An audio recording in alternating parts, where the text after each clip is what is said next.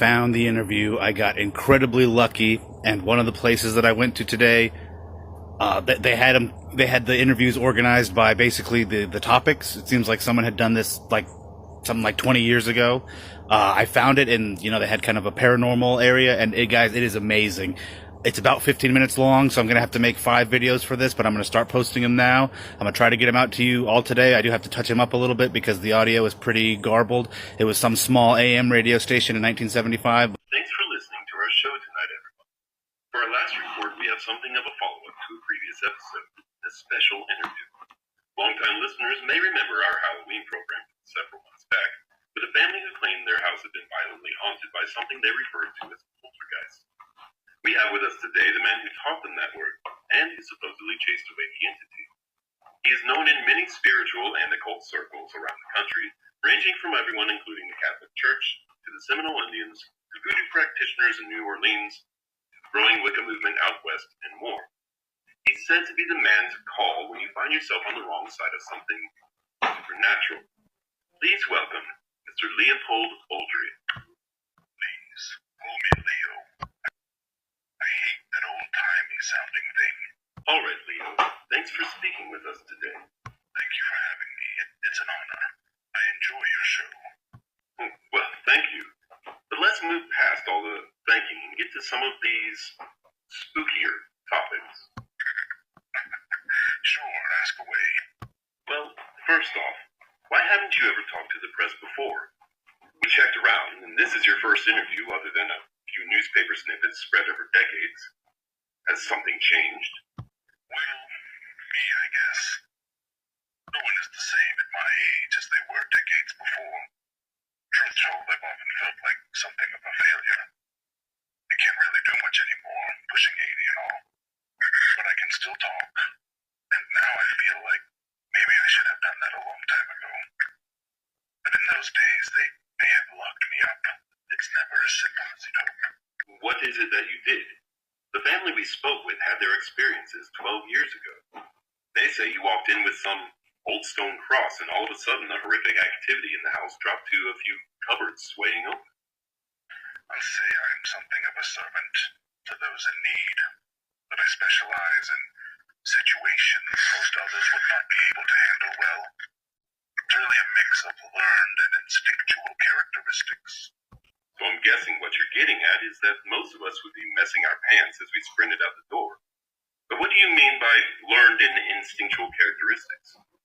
How are you able to do the things you claim to without fear? Oh, I feel fear. Something pops out of me when I first get a good look at it or hear something. I'll shout, I'll curse, but I won't run away from it.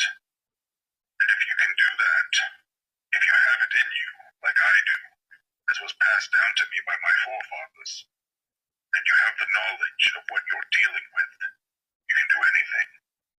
That's the whole point. Okay, well let's get specific. The Lindsay family said that even with the cross of yours, you had to have a showdown with the thing in the house. They said you basically just talked it down. They still live in that house over a decade later, claiming nothing has ever happened since. Area where they fall into, they don't know what they know.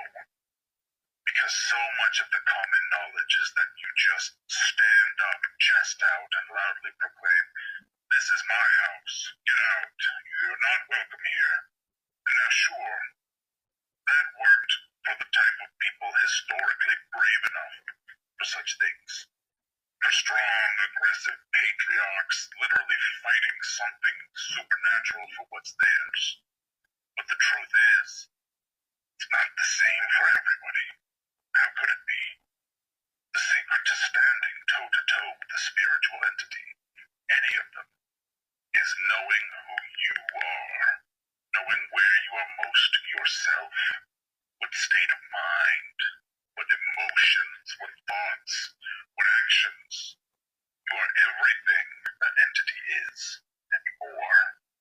If you can align yourself, it can't do much against you. For me, that's a calm, emotional dialogue. And what would you say to the people that don't believe any of this stuff is real? Well, first and foremost, I understand. It doesn't help that there are so many hucksters out there giving the subject such a terrible, terrible name. And to whom exactly are you referring? I don't want to give any names, but I've met a real popular couple, popular paranormal investigator, psychic, the whole thing. Didn't buy a word of it. Total frauds in my book. Okay, I think some of us can insinuate. Do you have anything else to say to those who think you're making it all up or just mistaken? I'd have to be making it up or crazy. But I get it. Even without the fakers, it's a tough one to swallow. You see, that is in large part because of people like me, or the people I descend from at least. You see, there used to be a lot more of these kinds of things. For centuries, people have been dedicated to thinning the herd, if you will. And it's worked. What that also means is that people don't see these things, they don't experience these entities, and they stop believing in them. And worse still, the things that are left, the craftiest, the hardest to find, hardest to kill, the smartest, the worst. And of those things, which of them are you most afraid of, Leo? Oh, that's easy. Mermaids. Mermaids? Like in Peter Pan? Or over there in Wikiwachi? They are very, very different in real life. Have you ever heard of sirens? Like in the Odyssey? They're a real terror. Well, now that you mention it, from the Odyssey, I think I do remember them. I read it in high school. They sang sailors into rocks, right? One of them followed my ship all the way from England, my wife and I, when we first came here, in the 1920s. You mean a mermaid did? A siren? Oh, yes. My father always told me to steer clear of the sea if I could. Seems his father did something to really upset one of them, and it still holds a grudge against the scent of our blood. I could hear its cries almost every night all the way across the ocean. Luckily, I had packed accordingly what I needed to keep it away. And then, of course, I settled in Florida. Inland, though. Back, listeners, after word from our sponsor. Listeners, we are on the phone with Leo Oldry. Leo, this is all very amazing. Just fantastic. I should have had you come in for Halloween. Somehow, I kind of believe you in all this. You seem very genuine. Well, what can I say? It's the truth. Did you ever want to do anything else with your life? When I was a young man, before I came to this country, I wanted to be a writer. And I came close to making it a few times. A writer? Really? What kind of writer? Did you do novels, or perhaps theater or film? All of it, really. All related to this same supernatural occult business. I don't want to get your station in any legal trouble, but I've been suckered by more than a couple film and publishing bigwigs in my day. If you'd like, could you give us some examples? But you're free to make any claims, so long as we don't back the validity of any of them. Well, my work on the movie Haxon, for one. I'm not sure you're familiar. It was called Haxon Witchcraft Through the Ages in the States. It was from 1922. I was a young man, and I provided all the information they used to write the story. I wrote big chunks of it myself. Then they locked me out of the studio. Never heard from them again. I received no credit. The information came from a trunk my grandfather passed down. It had his writings, some books that he'd collected, all kinds of information and other things. Wow. Can't say that's unheard of behavior in the industry. Anything else you can think of? Well, not as dramatic, but more recently, last 5 years or so, I sat down with an author, a man named William Blatty. He wrote the book that movie The Exorcist was based on. All the Pazuzu element, using that specific entity as the demon, even down to that little stone idol head they had of him. That was all me.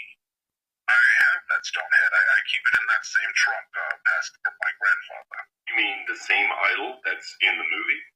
Well, theirs was a copy. I have the original. If you can think of it, could you give us maybe one more example? Listeners love this kind of stuff. He never wronged me per se, but I did meet H.P. Lovecraft in the 30s, and he was just a terrible man.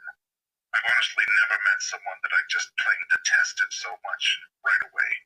Well, now that you've brought up The Exorcist, what about the church? I wanted to bring up that you usually don't find someone that is not a priest that also performs exorcism. What's the story there? I worked exclusively with the church for decades. I still work with them occasionally. It's just something that I was taught to do, and when you can do it well, nobody asks too many questions. All right. Well, we have time for one more question tonight. So why don't you tell us what we should be most wary of? What, if anything, is on the rise out there? That's a close second for what I'm most afraid of.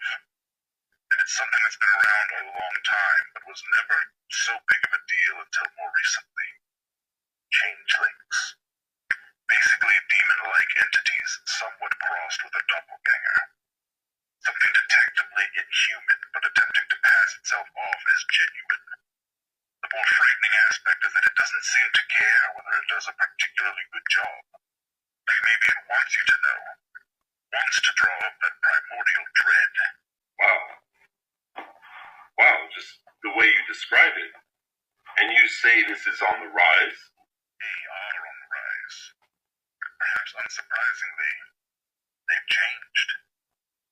I noticed it in reports from the 50s about these government agents referred to as Men in Black, surrounding supposed UFO phenomena. Now, historically, what we attribute to UFOs now was attributed to fey creatures in the past, which is of the same pantheon that these changelings come from. Now, in the descriptions of these Men in Black, the pale skin, the subtle inhumanity, the just being off, it all set off changeling alarm bells for me. And the idea of multiple of these things working together is quite frightening. More recently, I've heard rumblings. I still hear things, still talk to people. About kids. Strange children, usually a pair of siblings a few years apart, with jet black eyes. They're getting better, and they've spread. A century ago, they'd never been seen outside of Europe. Whatever's next, I have no idea. Well, with that horrifying portent, we are off. We'll definitely have to replay this one next Halloween. Thanks again for talking to us, Leo. You're very welcome, sir. Thank you for having me. Okay, so there is a ton to unpack in there. I'm going to be listening to it probably over and over again all night. Mentioning changelings, mermaids, all kinds of new stuff to this. And hearing his voice, you know, it did sound almost exactly like the voice that I heard in the dream. Of course, he never spoke to me directly. I just kind of heard him grumbling with my grandma. But this is just like, I'm blown away by this. This is just another awesome part to throw on top. Tomorrow, I am going under the house, and we're going to see if that lockbox is there. Okay, so the PB blaster worked great. Got the rust off those bolts. We got the underground open. I got Salo out here being grumpy because she has to watch to make sure that I survive because she loves me.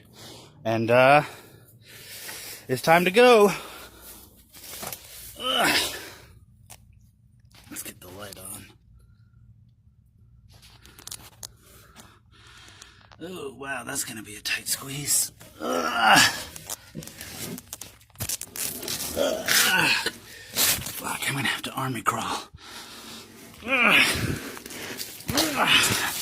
Well, it's a good thing they taught me this when I played football. Get shit down here. Holy shit. That's a lockbox. Okay. Whoa. Okay, this looks like it only goes under part of the house. There's like a friggin' cinder block wall cutting off. This is like just under my grandma's room. Fuck.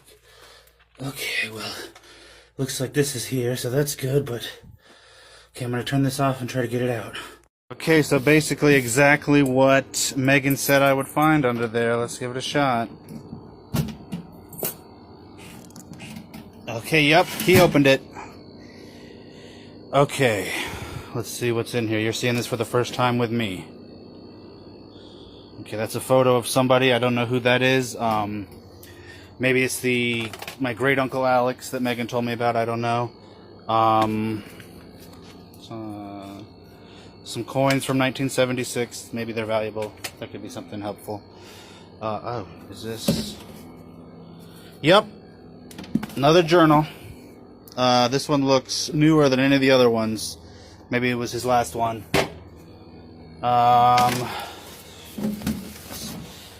It's like, yep, photo album. More recent than the last one I found. It still looks like to be around the 70s, early 80s tops. I have to look through this to see if I know who any of these people are. A couple other. Oh, there's a key, like a Victorian era looking key. Maybe that goes to the chest. And a really, really old looking letter that is addressed to Harold Oldry Jr. Okay, I have no idea who that is. Obviously related to me, but no idea who that is. Okay, so a lot to look through here. I'll get back to you guys soon. Okay, small update. Sorry to disappoint, but this is also the day of Sallow's first homecoming, so I had to get all the stuff done with her, get her makeup done, get her hair done. I have not really had any chance to look through that stuff yet. I'm going to start right now. I'll probably start uploading videos tomorrow. I know you guys are really anxious to see this stuff. But, you know, as much as it might not seem that way, this TikTok, while I do really like it and I appreciate all the support and the fans that I've got on here, is not the entirety of my life. So I will get this stuff out to you guys by tomorrow. But like I said, I have been going through all this homecoming nonsense. I just dropped her off. And, yeah, so I'm going to get into that stuff now, and I'll have some stuff for you guys tomorrow. Okay, I was going to go through the journal first because I looked through it and it has all kinds of incredible stuff, but then I looked in the old letter. It was not sealed. The wax stamp, whatever you call it, is still there, but it was opened, and it is incredible. It pushes this all back 50 more years back. I don't even know, and it has a lot to do with some of the stuff I've already talked about. I'm just going to go ahead and show you.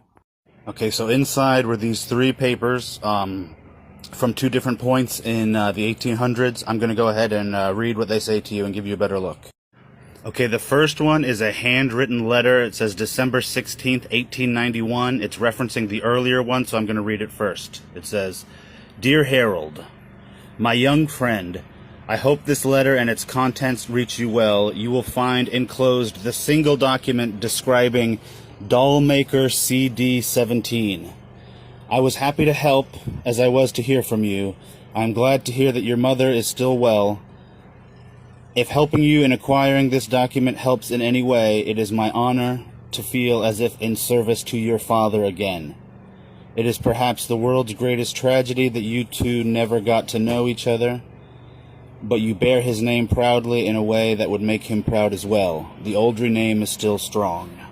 Now these other two go together. This looks like it was at some point some kind of cover sheet. I think I know what Psalm really means now, because at the top here, I had to piece it together. It says Sons of Man. It says Mission Report, Possessed Object, Lyon, France, May 30th, 1859. Reporting Officer, Captain Harold Oldry. And then at the bottom it says, Printed on the Order of the Holy See. This is the document. It was typed. It goes with it. It says May 30th, 1859, Lyon, France, Captain Harold Oldry. This was a simple cleanup mission after the fiasco with the Prussian dollmaker. Father Gregory determined that none of the entrapped souls could be excised from the cloth and porcelain forms he had put them into. They would be given to sporadic, unpredictable, violent outbursts until destroyed, which would unfortunately destroy the soul as well. He deemed this a necessary evil to some strong objection. Cloth Doll 17, a frog woman farmer holding a metal pail, somehow slipped out of containment. This was the only one that did not seem capable of self-animation, though did display other supernatural oddities. I managed to collect this specimen and destroy it under full Psalm regulations. Dollmaker CD17 is no longer a threat. So I don't know what a lot of this means. It looks like it's talking about Frogette. I'm kind of at a loss right now. I'm a little bit freaked out. I'm going to keep researching some of this stuff. I'm going to look more in that other journal to see if maybe there's something to clarify, but I don't know. This is weird.